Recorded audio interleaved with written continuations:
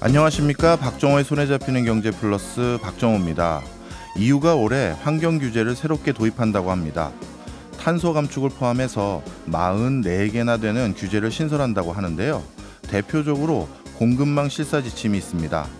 공급망에 연결된 대기업, 중견기업은 물론 해당 기업의 중간재를 납품하는 협력업체까지 환경훼손뿐만 아니라 인권 침해 부분까지 조사하고 만약 문제가 있다 싶으면 어렵게 따낸 계약이 파기될 수도 있습니다. 이처럼 최근 유럽에서 환경 규제가 점점 까다로워지고 있는데 덕분에 큰 기회를 엿보고 있는 나라가 있습니다.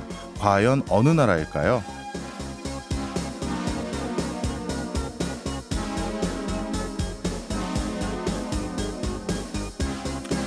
바로 우리나라입니다.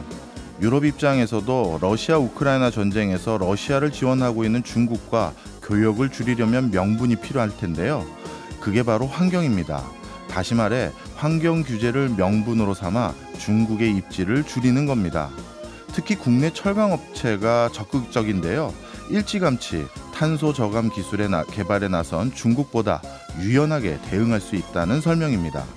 화학업계도 마찬가지입니다. LG화학은 헝가리에 새로운 규제에 부합하는 분리막 합작법인을 설립하는 등 투자를 이어가고 있습니다. 아마 이번 세기 내내 가장 큰 테마는 환경 문제일 겁니다. 이런 환경 이슈가 국내 기업에게는 위기가 아니라 기회가 되어주길 기대해 봅니다. 3월 7일 화요일 박정호의 손에 잡히는 경제 플러스 광고 듣고 시작합니다. 한 가지 꼭 집어 깊게 제대로 파보는 공부한 이종훈 시간입니다. 오늘도 이종훈 작가와 함께 공부합니다. 어서 오세요. 안녕하세요. 오늘은 또 어떤 이야기거리를 가져오셨는지 궁금합니다. 오늘은 세금에 대한 이야기 좀 해볼까 합니다.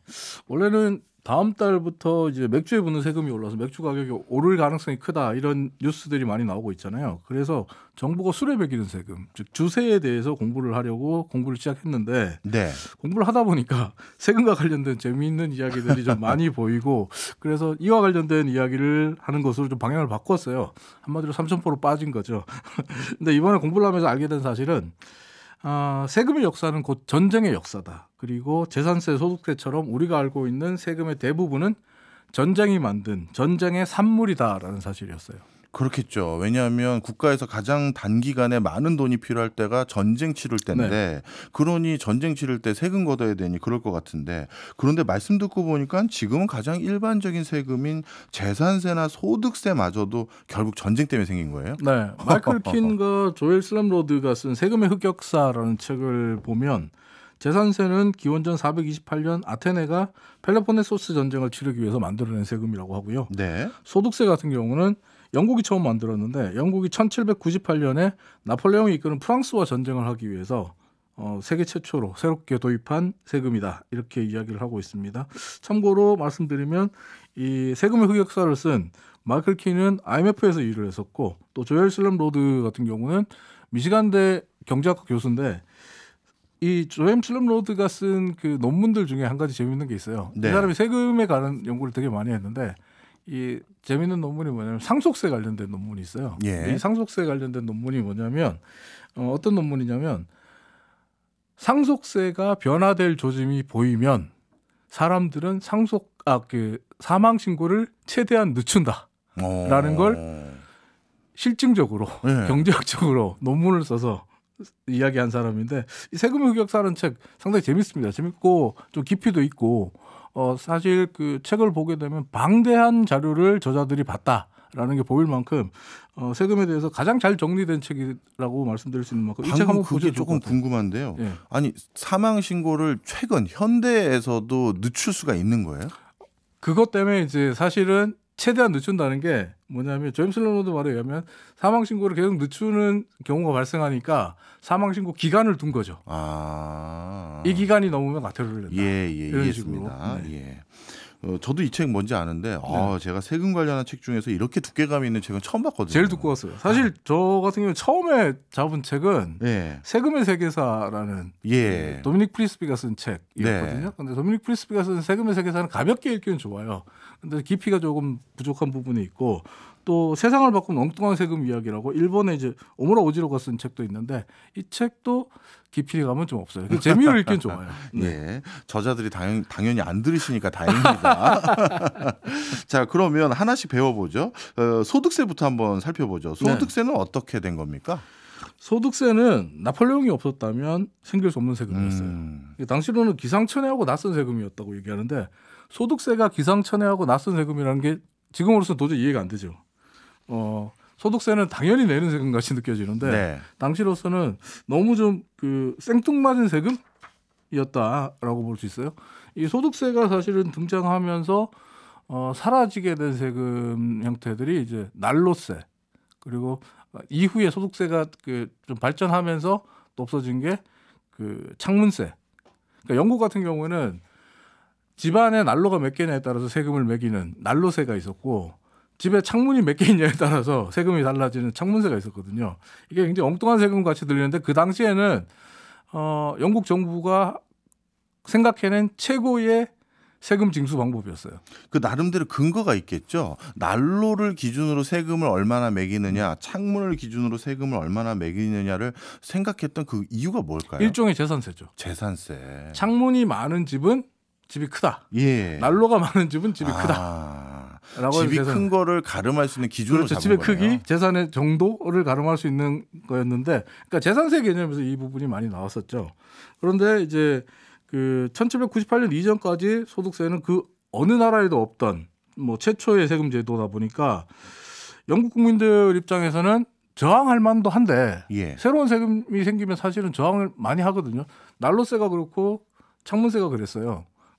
난로세 같은 경우는 사람들이 세금 내기 싫어가지고 난로를 없애버리고 유럽에 프랑스나 영국에 가면 창문이 적은 그 창문 숫자가 적거나 아니면 창문 크기가 작은 건축물들이 상당히 많은데 이게 사람들이 세금 내기 싫어서 창문을 아예 적게 만들거나 네. 아니면 창문 크기를 줄여버리거나 이랬단 말이에요. 근데 재밌는 건 소득세는 거부감이 그다지 심하지 않았어요. 사실 소득세가 상식적으로 생각하면 거부감이 제일 심할 수 있는 세금이거든요. 무슨 말이냐면 그 이전의 세금들은 재산세 성격이 강했기 때문에 부자들 위주로 세금을 많이 걷었잖아요. 근데 이 소득세는 거의 모든 영국 국민과 영국에 거주하는 사람들을 대상으로 하는 아주 큰 그물망을 투척하는 거라 네. 거부감이 심할 만한데 생각보다 거부감이 없었어요. 그 이유는 뭐냐면 이 소득세가 나폴레옹과의 전쟁을 위해서 필요한 세금입니다라고 말했기 때문이다. 이렇게 볼 수 있는데 처음에 영국 정부는 소득세를 도입하면서 이거는 정말 임시로 만드는 세금입니다. 우리가 그리고 나폴레옹이 이끄는 프랑스에 맞서서 싸우기 위해서는 돈이 필요한데 우리가 이 돈을 이용해서 전쟁에서 승리하고 전쟁이 끝나면 이 세금을 없애겠습니다. 이렇게 공약을 내걸어요. 네. 그리고 임시로 만드는 한시적인 세금이라고 생각하고 그렇게 시행을 했었고 오죽하면 이 세금을 나폴레옹을 물리치기 위한 세금이다. 이렇게 슬로건을 붙일 정도였으니까. 근데 이게 프랑스를 싫어하는 영국 국민들의 적개심에 불을 당긴 거죠. 그리고 전쟁에서 이겨야 되는 애국심 이 두 가지가 결합되면서 게다가 또 전쟁 끝나면 없앤다니까 오케이 그러면 내가 내겠다라고 네. 해서 사람들이 이 소득세에 대한 거부감이 전혀 없이 아주 잘 냈다라고 이야기를 해요. 그러다 보니까 실제로 영국 정부와 프랑스가 평화조약을 체결한 1802년에 소득세가 잠시 폐지가 됩니다. 폐지가 되고 1803년 5월에 영국이 다시 프랑스에 선전포고를 하게 되거든요. 그러면서 선전포고를 하니까 또 세금이 필요하다. 프랑스를 물리쳐야 된다라고 하면서 소득세를 부활시켜요. 그리고 나폴레옹과의 그 유명한 워털루 전쟁이 끝나고 나서 1년이 지난 1816년에 영국 정부가 소득세를 또다시 폐지를 합니다. 뭐 어떻게 보면 전쟁이라는 명분을 통해서 소득세를 없앴다가 생겼다가 이렇게 하는 과정이 있었었는데 소득세는 어떻게 보면 전쟁 자금을 위한 세금이었어요. 그렇죠. 그런데 지금은 당연히 영국뿐만 아니라 전 세계에서 소득세를 징수하고 있을 거 아니겠습니까? 네. 그렇다면 지금의 소득세는 다시 언제 생긴 건가요? 지금의 형태의 소득세는 1842년에 영국에서 다시 부활되는데요. 영국 정부가 1816년에 소득세를 없앴지만 이미 영국 정부 입장에서는 이 소득세가 주는 달콤함을 맛본 상태예요. 예. 그 맛을 잊지를 못해요. 왜냐하면 영국 정부 입장에서 보면 창문세나 난로세 같은 온갖 세금을 다 만들어 봐도 국민들의 저항이 심해요. 그리고 또 창문 개수나 난로 개수처럼 세금을 매기는 근거가 이 사람들에게 잘 설득도 안 되는 데다가 이 근거를 찾기 위해서 또 정부 인력들이 노력하고 개발하는 시간들이 필요하잖아요. 그렇죠. 인력과 노력, 시간들이 들어가다 보니까 이거 너무너무 골치 아픈 상황이거든요. 세금을 새롭게 만드는 자체가 너무너무 골치 아팠고 게다가 그렇게 창문세 뭐 난로세 도입해서 만들어봐서 다 합쳐봐야 소득세보다 못하다는 걸 소득세 때 이미 경험을 했어요. 그러다 보니까 영국 정부 입장에서는 1842년에 이 로버트 필이라는 당시 영국 수상이 영국의 재정 적자가 심해지고 있다. 예산 적자가 누적되고 있는 만큼 새로운 세금이 부활할 필요가 있는 새로운 세금이 필요한데 새로운 세금을 찾기보다는 과거 전쟁에서 우리를 보호해 주셨던 소득세라는 거대한 거인을 깨워서 우리를 돕게 하자 이렇게 주장을 합니다. 그러면서 이제 소득세를 부활시키자 이렇게 얘기를 하는데 당시에 영국 정부가 소득세를 부활시켜야 됐던 절박한 상황은 관세 때문이었어요.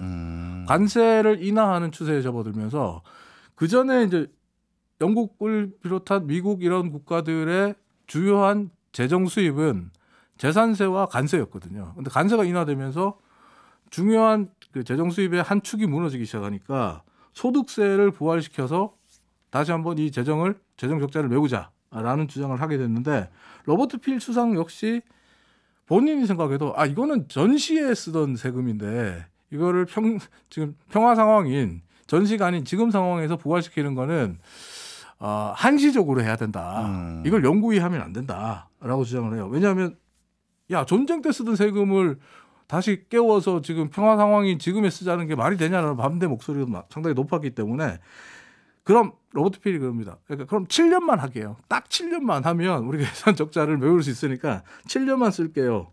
라고 하고 국민들의 동의를 얻어내서 그 소득세를 다시 부활시키는 성공을 하거든요. 근데 문제는 1853년에 크림 전쟁이 발발합니다. 예. 전쟁이 또 나왔어요. 또 발발했어요. 생겼어요. 당연히 세금 또 필요하죠. 영국 정부 입장에서 보면 전쟁이다. 그러니까 소득세를 못 없앤다. 예, 유지하는 거군요. 유지해야 된다. 이렇게 주장해요. 그러면서 소득세가 계속 유지됐거든요. 1874년 영국 총선에서 소득세 폐지 주장이 나온 이후로 다시는 단 한 번도 영국 정치권에서 소득세 폐지를 주장하는 목소리가 나오지 않았습니다. 이제 소득세는 영국에 없어서는 안 되는 세금 제도가 되어버린 거예요. 원래는 한시적으로 하기로 했던 것이. 참고로 1900년 소득세 자료를 보니까 영국 정부 전체 재정의 60%가 소득세였어요. 야, 이 정도 되면 이제 없앨 수 없죠. 없앨 수가 없어요. 예. 이걸 없애자는 소리를 하는 자체가 문제가 되는 거예요. 그렇게 되겠네요. 그러니까 누구도 할 수 없는 누구도 손댈 수 없는 세금이 되어버린 거죠. 자, 영국은 이렇게 소득세를 통한 어떻게 보면 지난 세기들의 역사들이라 해도 과언이 아닐 정도로 소득세 비중이 큰데 이 소득세가 다른 나라로 확산된 건 언제부터인가요? 미국은 남북 전쟁 시기고요.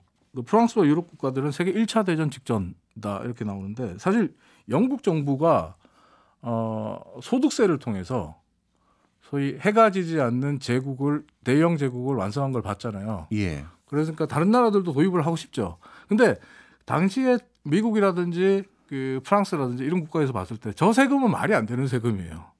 도입을 할 수가 없는 거예요. 그러니까 평시에는 저거 도입하면 말이 안 된다라고 생각했던 것이 일반적인 생각이었는데 미국 같은 경우에 남북 전쟁이 터지니까 이거 새로운 재정이 필요해지잖아요. 1864년 남북 전쟁으로 인해서 재정이 부족한 상황이 되니까 전쟁 자금이 부족하니까 북부 같은 경우는 소득세를 도입해야 된다는 목소리가 높아지기 시작했어요. 희그당 위주로. 근데 여기에 대해서도 반대의 목소리가 높았죠. 하지만 부자들에게 한정하는 대상을 부자들로 한정했기 때문에 전체 인구의 45만 명에게만 부과하겠습니다. 라고 이야기를 하면서 이게 의회를 통과를 합니다. 네. 소수의 인원만 세금이 새롭게 부과되는 거니까.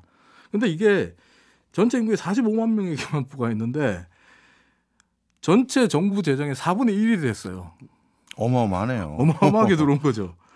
그러니까 또 과거에 영국이 그랬던 것처럼 전쟁이라는 특수성 때문에 이 세금을 내야 되는 소득세를 내야 되는 45만 명의 저항도 그다지 심하지 않았어요.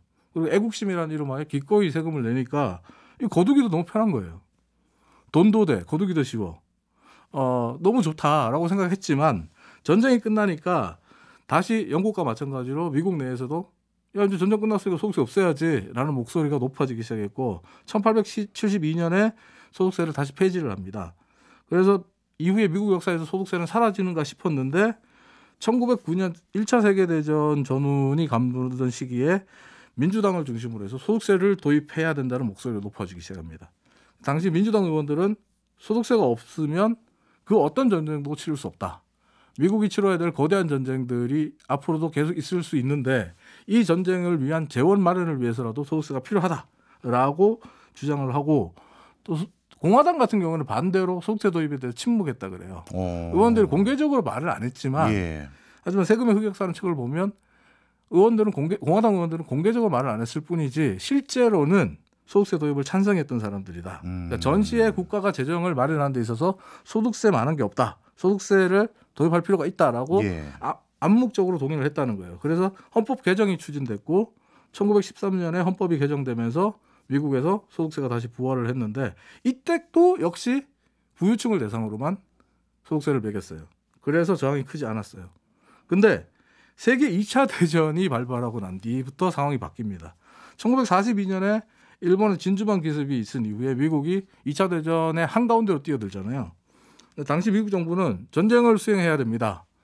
우리는 더 많은 재원이 필요합니다. 전쟁 자금이 필요합니다. 라고 주장을 하고 그러면서 소득세를 부자를 대상으로 한 세금이 아니라 일반 대중에게까지 전면적으로 확대하겠습니다라고 발표를 해요. 네. 그리고 세율도 올리겠습니다라고 발표해요. 당연히 반발이 심할 수밖에 없는 주장이죠. 근데 당시에 이제 오죽하면 타임지 같은 경우에 이런 미국 정부의 입장에 대해서 시민들로부터 돈을 징수하고 빼앗기 위해서 고안된 가장 거대한 장치라면서 소득세에 대한 비평을 내놓기도 했는데 하지만 전쟁이라는 특수한 상황 그리고 진주만 기습으로 인해서 소위 전범 국가들에 대한 미국인들의 적개심 그리고 애국심이 높아진 이 상황들이 결국은 미국 일반 대중들도 소득세를 기꺼이 받아들이게끔 만들었죠. 말씀을 쭉 듣고 보니까 결국 소득세라는 건 전쟁 때문에 만들어진 세금이고 전쟁이 끝난 뒤에도 어느 정도 유지될 수 있었던 가장 큰 맥락들이 돈이 계속 필요한 또 다른 전쟁들이 있었기 때문에 가능한 것 같은데요. 자, 그런데 제가 궁금한 건 이겁니다. 대부분의 국가들이 전쟁을 명분으로 한시적으로 소득세를 걷겠다라는 걸로 시작했다가 그럼 전쟁이 끝나면 소득세를 그 뒤로 계속 걷으면 반발이 있을 거 아니에요. 반발이 있지만 앞서도 말씀드렸지만 너무 달콤하잖아요. 너무 정부 입장에서 너무 달콤해요. 그리고 또 앞서도 말씀드렸지만 대영 제국 같은 경우에 소득세를 기반으로 해서 만들어진 국가기도 하거든요. 그걸 다른 나라들도 받고 미국 역시 영국의 바톤을 이어서 제국을 형성했던 미국 역시 패권 국가가 됐던 미국 역시 1, 2차 세계대전 때 소득세를 통해서 어떻게 보면 패권 국가가 자리를 유지할 수 있었기 때문에 실질적으로 국가가 볼 때는 이게 너무 달콤한 유혹이 될 수밖에 없어요. 그리고 2차 세계대전이 끝난 이후에 미국, 영국을 비롯한 소득세를 시행했던 국가들이 사실 처음에는 영국도 그랬고 미국도 그랬지만 전쟁이 끝나면 없앨 거다. 한시적인 세금입니다라고 했는데 이게 너무 크게 재정의 그 함축을 담당하다 보니까 전쟁이 끝난 이후에 국민들에게 이렇게 설득을 합니다. 전쟁은 끝났지만 앞으로 우리가 전쟁에서 우리 사회를 복구해야 되고 재건해야 되고 그리고 우리는 이제부터 복지국가로 나가야 됩니다. 이 재원이 필요한데 이 재원은 바로 소득세에서 나올 수 있습니다. 이렇게 주장하기 시작한 거예요. 미국 같은 경우는 마샬 플랜을 비롯해서 냉전 체제의 위협 그리고 러시아의 그 대항한 그 자금들 그리고 베트남 전쟁 이런 것들로 인해서 정부가 재정을 계속적으로 확대하고 지출할 수밖에 없는 그런 상황이었단 말이죠. 그런 상황에서 미국이 냉전 체제에서 저 러시아의 붉은 곰들을 이기기 위해서는 더 많은 세금이 필요하다. 더 많은 재정이 필요하다. 그래서 소득세가 필요하다라는 주장이 잘 먹혀들었고 또 영국을 비롯한 유럽 국가 같은 경우는 폐허가 된 국가를 재건하는데 돈이 필요하며 또 소위 요람에서 무덤까지라는 슬로건처럼 복지국가를 만들기 위해서 소득세로 그 재원을 충당하겠다. 이렇게 얘기를 했단 말이에요. 그래서 이제는 소득세는 전쟁을 위한 자금이 아니라 복지국가와 그 이상적인 사회 정의를 실현하는 세금처럼 인식이 되기 시작한 거죠. 그러다 보니까 밀턴 프리드먼 같은 경우에 소득세를 통해서 가난한 사람은 국가로부터 세금을 돌려받는다. 세금을 예. 받게 된다라는 주장을 하게 되는데요. 미국의 경제학자인 에드웬 셀리그만 같은 경우는 이제 이렇게 얘기합니다. 소득세는 민주주의가 미래의 새로운 가세 능력을 찾을 때까지 계속 유지될 수밖에 없는 세금이다. 우리는 발전을 위해서 좋든 싫든 이것을 거부할 수 없다. 이렇게 주장하고 있거든요. 전쟁으로 해서 한시적으로 시작된 세금이지만 이제 소득세는 국가 재정이 없어서는 안 되는 거대한 엔진이 돼버렸어요. 셀리그만의 말처럼 우리가 소득세를 대체할 수 있는 세금을 찾아낼 때만 비로소 소득세가 없어질 수 있는데 박 교수님은 그런 새로운 세금 체제가 나올 수 있다고 보십니까? 전 세계적으로 요즘 소득세 말고 이걸로도 돈이 모자라서 네. 이제 뭐 설탕세, 비만세, 뭐 탄소세 등 네. 뭐 부자세도 있겠죠. 네. 소득세에다가 더하는 이런 것들까지 만들어지는 것 같습니다. 아유, 오늘 세금, 소득세 너무 잘 알고 있는 줄 알았는데 많이 배웁니다. 지금까지 이종훈 작가였습니다. 고맙습니다. 감사합니다. 저희는 광고 듣고 2부로 돌아오겠습니다. 키워드로 경제를 이해하고 세상 보는 눈도 키워보는 시간이죠. 키워드 경제 시간입니다. 오늘의 키워드는 남국민 뉴스 큐레이터가 가지고 오셨는데요. 어서 오세요. 예, 안녕하세요. 예, 오늘의 키워드부터 한번 살펴볼까요? 오늘은 뭡니까? 예, 오늘 가져온 키워드는 해고입니다. 참 듣고 싶지 않은 키워드를 들고 오셨네요. 요즘 그런데 분위기가 좀 슬슬 이 단어가 피부에 와닿는 분들도 사실 계실 거예요. 네, 맞습니다. 예. 해고 그러면 저는 이제 일단 당연히 오싹한 기분부터 들 텐데 네. 오늘 특히 이 키워드를 가지고 오신 이유가 있나요? 예, 저희 오늘 1부에서는 세금 얘기하고 또 2부에서 해고 얘기를 해드려가지고 그러네요. 오늘은 참 많이 부정적인 무거운데요. 얘기네요. 이 키워드를 고른 건 요즘에 경제 상황이 경제 구조가 어떻게 바뀌고 있는 상황일 수 있겠다 이런 조짐이 보이거든요. 그런데 이런 경제 구조 변화를 상징하는 키워드가 될 수 있는 게 바로 이 해고라는 겁니다. 네. 과거에는 뭐 해고하면은 그냥 경기 침체 동의어였지만 요즘은 경제 구조가 바뀌고 있다 이런 시그널일 수가 있을 것 같고 특히 요즘에 해외에서는 대량 해고 얘기가 워낙 많이 들리다 보니까 도대체 무슨 일인가 궁금하신 분들이 많을 텐데요. 그런데 이 해고 관련 뉴스를 듣다 보면 이상한 점이 있습니다.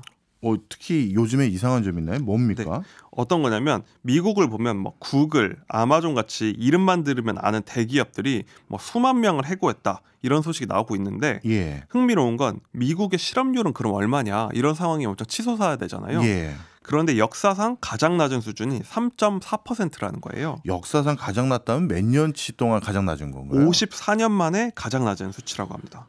이 숫자만 보면 미국은 호황이네요. 네, 역대급 호황을 지금 누리고 있는 겁니다. 그러니까 한쪽에선 대량 해고, 그것도 이름 들면 알만한 기업들이 대량 해고를 하는데 실업률은 너무 낮다는 거죠. 이 정도면 사실상 완전 고용에 가까운 상태거든요. 예. 그러다 보니까 예전 같은 이런 해고가 경기 침체를 의미한다. 이런 등식이 깨지고 있을 수 있다. 그러면 이 이면에 특이한 경제 현상이 나타나고 있다. 추측해 볼 수 있는 겁니다. 네.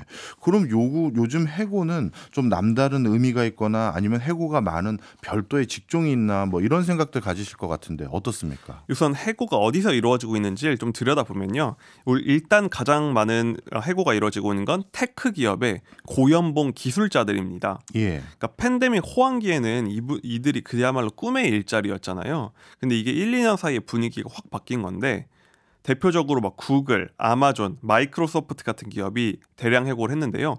구글은 연초까지 12,000명을 해고했고요. 네. 거의 이 정도면 국내 대기업 하나 수준의 고용 인원이잖아요. 이만큼을 구글이 해고를 했고 페이스북을 운영하는 메타는 지난해 말까지 11,000명을 해고했는데 지금도 2차 해고를 하려고 실적 평가를 하고 있다고 합니다. 이게 거의 끝나서 업계에서는 이번에도 거의 한 10,000명 내보낼 수 있겠다. 이런 얘기가 나오고 있고요. 아마존, 마이크로소프트도 합쳐서 3만 명 가까이를 내보냈습니다. 저는 지금 말씀해 주셨던 해고 숫자들을 쭉 들어보면요. 경기 침체인 건 분명하지만 너무 많은 것 같아요. 왜냐하면 이들 회사들이 가지고 있는 사내 유보금이라고 해야 되나요? 그게 어마어마한 걸 알고 있는데 경기가 나쁘다고 치고는 좀 많이 자른 것 같은데 좀 이해가 안 갑니다. 그렇죠. 뭐 10,000몇 명씩 한 기업에 해고했다는 게 참 실감이 안 될 정도인데요. 그 이유를 분석해 보자면 기본적으로는 팬데믹 기간에 너무 많이 뽑아놓은 거예요. 직원을. 어느 정도 많이 뽑았냐면 코로나 직전인 2019년과 지금 그 사이 3년간 비교를 했을 때 아마존과 메타는 직원이 2배로 늘었습니다. 그러니까 3년 만에 직원 수가 2배가 돼버린 거예요. 구글과 마이크로소프트도 한 50% 정도 증가를 했으니까 빅테크 기업들이 호황기를 맞아서 엄청나게 많은 인원을 뽑은 겁니다.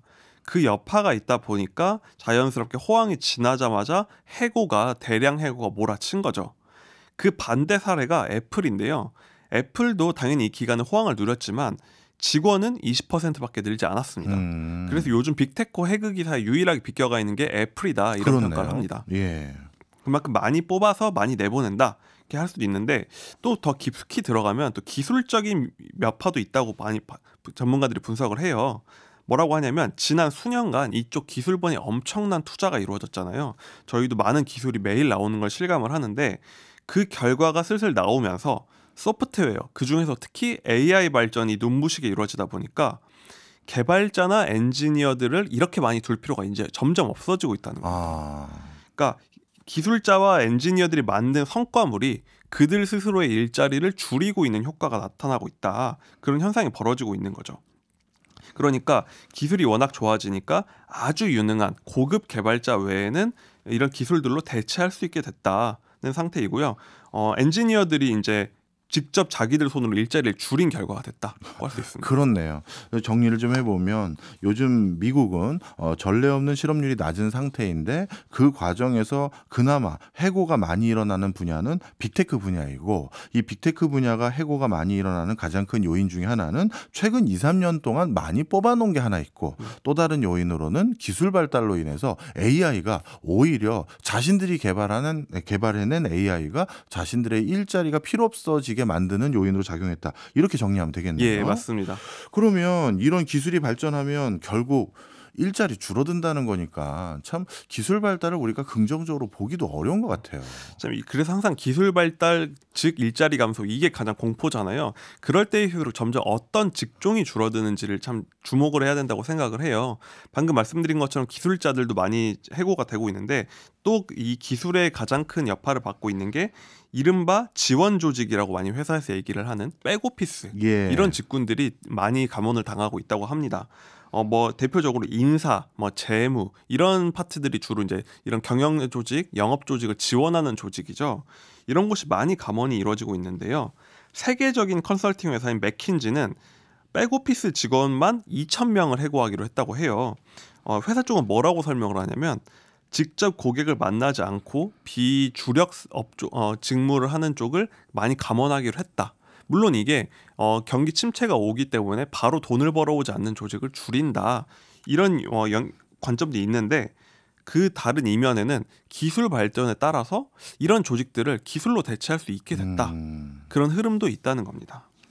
이렇게 사실 예전에는 몇 사람들 손을 거쳐야지만 뭐 파일이 정리된다든가 아니면 재무 상황이 정리되는 걸 요즘은 그냥 영수증만 앱으로 캡처해서 넣으면 그쵸. 저절로 집계가 되니까 진짜 옛날보다는 직원이 많이 필요 없을 것 같기도 합니다. 저도 직장 생활 아주 오래 한 건 아니지만 처음 들어간 직장에서 영수증을 붙이는 걸 했었거든요. 네. 그걸 내야 된다고 해서 했는데 요즘 그 다음 직장에선 그냥 인터넷 결제를 하다가 최근에는 그냥 자동으로 그걸 처리해주는 시스템이 개발이 돼가지고 결제만 하면 되는 그런 시스템까지 구축이 된 거예요. 그러니까 이런 거 하나하나가 기술 발전에 따라서 지원 조직이 작아지게 됐다고 할 수 있는 거죠.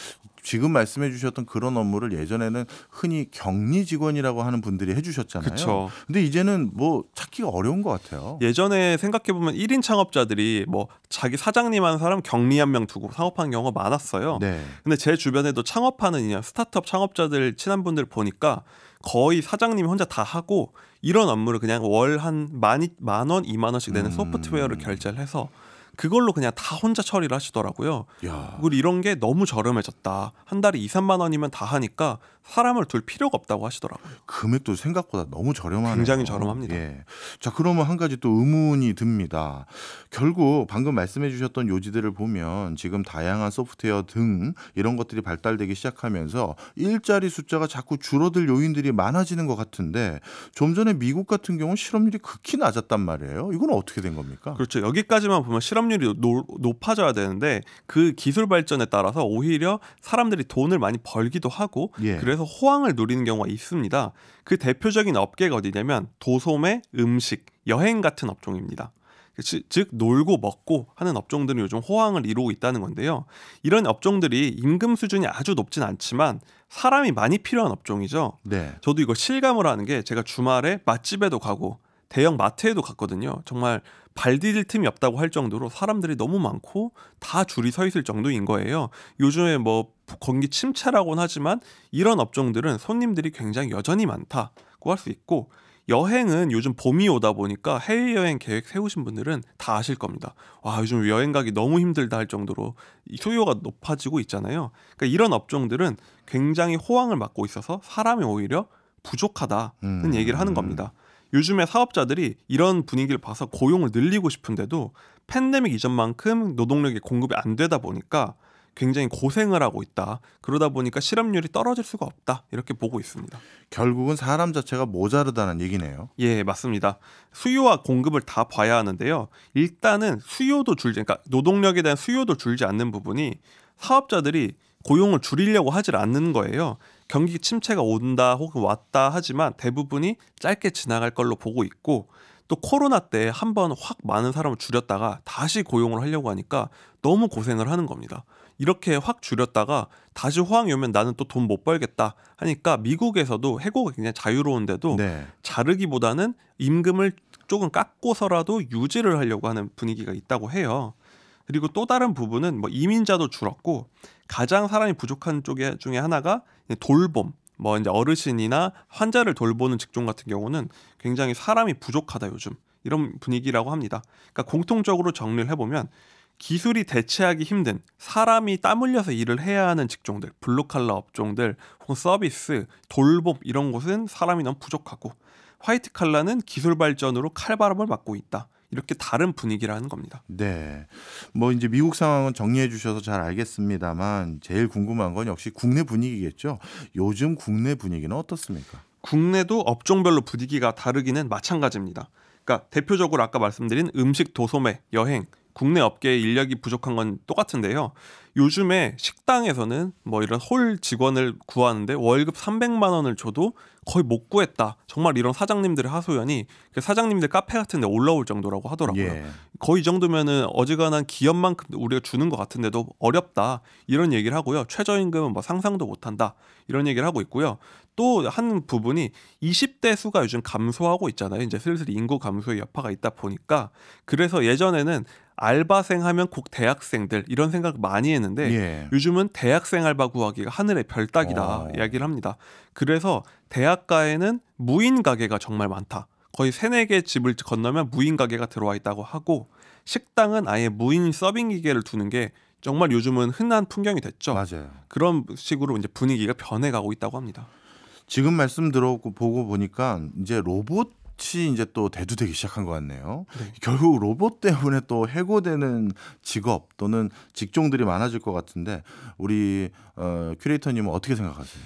이게 지금 항상 일자리 그냥 사람만은 서로 경쟁한다 보지만 사실 자본, 그러니까 노동 같은 로봇이랑, 그리고 또 노동은 항상 경쟁 관계에 있거든요. 자본과 노동은 경쟁 관계에 있는데 지금은 노동의 가격이 너무 비싸지고 있다 보니까 이제 사업자들이 그런 로봇이나 자동화 기술에 다시 의존을 해가지고 일자리를 다시 줄여나가고 있는 상황인 것 같긴 합니다.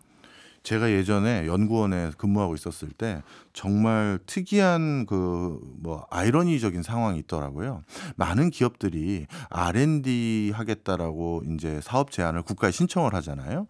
그런데 그 R&D를 하면서 국가는 이 돈을 드릴 테니 좀 창출에 좀 이바지해 주십시오라고 하면서 의무 고용을 할당을 합니다. 1억의 R&D 자금을 드리면 뭐 예를 들어서 1명을 고용한다든지 뭐 10억을 드리면 1명을 고용한다든지 이걸 하는데, 자세히 그 사업 계획안을 읽어보면 뭐가 있냐 하면 그 R&D가 성공하면 결국 궁극적으로 달성하고자 하는 목적이 탈고용이에요. 그렇죠. 예, 그동안 100명 가지고 했던 걸 공정 자동화해서 사람을 이제 안 고용하겠다라고 국가에다가 사업 자금을 신청한 회사에게 국가가 이거 돈 줄 테니 1명이든 2명이든 더 고용해라라고 하니 그쵸. 참 앞뒤가 안 맞더라고요. 맞습니다. 자, 그러면 다시 들어와서 궁금합니다. 결국 이렇게 로봇이 많아지고 그러다 보면 수습직으로 일시적으로만 사람들이 고용하는 경우가 많아질 텐데요. 이렇게 한시적으로 고용되는 사람들은 계약 만료되고 나서는 어떻게 됩니까? 이제 이런 대체 가능한 기술이 늘어나다 보니까 수습 같은 경우는 굉장히 숙련도가 낮은 일반적인 업무를 하는 경우가 많잖아요. 네. 그러다 보니까 이런 사람들을 3개월 수습 계약을 해놓고 계약할 때는 또 정규직으로 나중에 해준다. 그러니까 지금만 법적으로 수습을 하는 거야 라고 고용을 해놓고 나중에 몇 달 지나고 보니까 월급도 올려줘야 하고 굳이 수습 직원들이 이제 필요한가 이런 생각이 들어서 그냥 재계약을 안 해줘버리, 그러니까 재계약이라기보단 정규직 계약을 안 해줘버리는 경우도 국내에서도 많이 나타나고 있다고 해요. 그러니까 당한 사람 입장에선 나는 정규직이 당연히 되는 과정으로 생각했다고 주장을 하고, 사업자들은 굳이 내가 이런 저숙련 노동자를 고용을 해야 하나 이런 생각을 하는 거죠. 그러다 보니까 이렇게 좀 편법에 가까운 또 좋지 않은 모습도 나타나고 있다고 합니다. 저숙련 근로자들은 이런 고충이 있는데 좀 전에 말씀 주셨던 것처럼 미국의 빅테크 기업들의 어떻게 보면 기술자들 같은 경우도 인력이 너무 많아서 요즘 이제 골치가 아프다고 하니 참 피할 데가 없네요. 그 빅테크 기업들은 어떻다고요? 빅테크 기업들도 미국과 마찬가지로 국내 기술 기업들도 비슷한 분위기인데요. 근데 또 미국과 한국의 가장 큰 차이는 미국처럼 한국은 대량 해고를 쉽게 할 수 없잖아요. 굉장히 엄격한 규제가 있다 보니까, 그러다 보니까 뭐 여러 가지 편법이 요즘도 난무하고 있다고 해요. 한 국내 대기업은 경력자 면접을 뽑기로 하고, 그러니까 서류도 하고 면접을 다 잡아놓고 모두 탈락 처리를 한 거예요. 뽑아놓기로 했을 때는 좀 경제가 좋을 줄 알고 뽑으려고 했다가 좀 상황을 보니까 그렇지 않으니까 그냥 사실상 모두 해고를 한 거, 그러니까 그 탈락 처리를 한 거죠. 이런 식의 편법을 쓰기도 하고, 혹은 요즘에 별로 좋지 않은 말인데 조용한 해고라는 것도 있다고 합니다. 그건 뭡니까? 조용한 해고란 해고를 하면 문제가 되니까 사실상 나가게 만들어 버리는 기술, 이런 편법을 쓴다는 거죠. 그러니까 사실상 해고와 같은 상황을 만들어서 스스로 나가게 하는 건데, 이게 사실 새로 하는 기업들, 요즘에 이제 뜨는 기업들이 해서 화제가 되고 있지만 예전에 많은 기업들이 해왔던 안 좋은 관습이잖아요. 많죠. 괴롭히고 이렇게 업무 같은 걸 바꾸고 이러는 건데, 그런 상황이 국내에서도 나타나고 있어서 굉장히 좀 안 좋다. 이런 건 좀 규제가 필요하지 않나, 관리가 필요하다 목소리가 나오고 있다고 합니다. 우리 선배님들 예전에 IMF 외환위기 때나 글로벌 금융위기 때 구조조정 당하셨던 분들 보면 정말 참담한 그쵸. 상황이 방금 이 조용한 그쵸. 해고에 해당되는데요. 어디 발령을 내서 거길 가봤더니 한 층 전체에 사무 집기 아무것도 없고 네. 의자도 없고 그쵸. 그 빈 건물의 빈 층에다가 발령을 내버린다는 네. 거예요. 이게 일종의 조용한 그쵸. 해고일 거고요. 증권사 다니던 아는 또 선배도 어느 날 출근을 했는데 자기 자리에 의자가 없어졌더래요. 참 황당하죠. 그래서 의자 좀 갖다 주십시오 그랬더니 오전 말고 오후에 간신히 원래 쓰는 의자도 아니고 진짜 무슨 간이 의자 수준의 뭘 하나 갖다 주면서 여기에서 근무하시라고 했다는 적이 있습니다. 아 정말 씁쓸하네요. 네, 맞습니다. 예. 해고는 언제나 듣기 싫은 소리인 그렇습니다. 것 같습니다. 예. 고맙습니다. 지금까지 남국민 뉴스 큐레이터였습니다. 예, 감사합니다. 지금 나가고 있는 곡은 마이클 잭슨의 맨 인 더 밀러입니다. 우리나라에서 큰 공연을 하고 한 푼도 세금을 내지 않는다고 해서 이슈가 됐던 적이 있었죠. 그래서 오늘 세금 얘기해서 한번 선곡해봤습니다. 오늘도 무탈한 하루 보내시길 바라면서요. 박정호의 손에 잡히는 경제 플러스는 내일 11시 5분에 다시 찾아오겠습니다. 고맙습니다.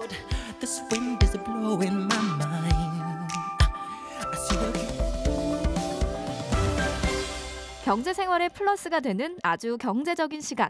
박정호의 손에 잡히는 경제 플러스.